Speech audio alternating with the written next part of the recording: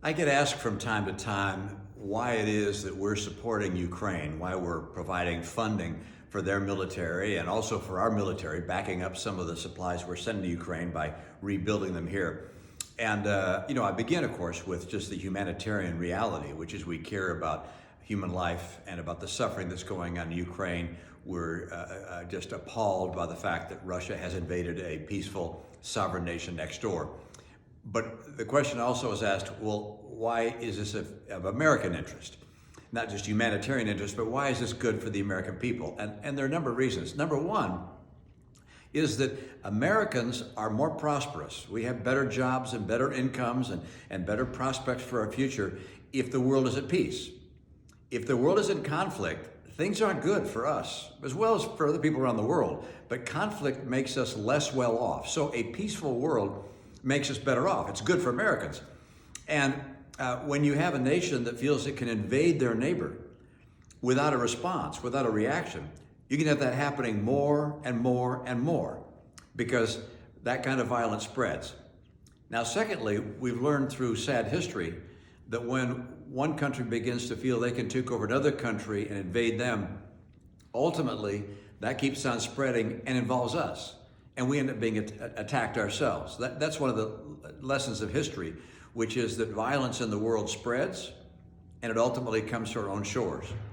Now, there's another reason that we have interest in what's going on there, and that is because there's a nation, Russia, which is a geopolitical adversary. We're not at war with Russia, but they're an opponent. They actually have 1,500 nuclear warheads aimed at us.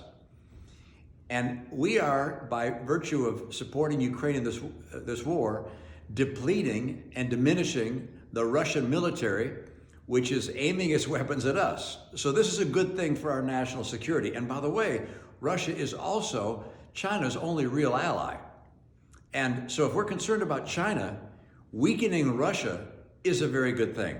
Finally, I'd note this, and that is that the spending that we provide for Ukraine is very much consistent with, it's of the same manner as the spending we have for national defense. We spend about $750 billion a year on national defense. And the 20, 30, 40 billion that we're spending on Ukraine is basically in the same category. It is defending American interests, Americans' national security against adversaries that would threaten us. It is a way of weakening Russia's military, of weakening the China might to potentially invade their neighbor, Taiwan. And so it's of one kind. So when people say, well, what does this do for America? Well, why do we spend money on national defense? We could just take all that money and spend it here on ourselves, but we spend on national defense because we know that if we do so, it makes it more likely we'll be safe and prosperous and our lives will be spared. But if instead we didn't do that, we would put ourselves in great jeopardy. So I just note that if you don't believe that we should be spending on Ukraine, then you probably should say we shouldn't be spending on national defense. And that makes no sense at all.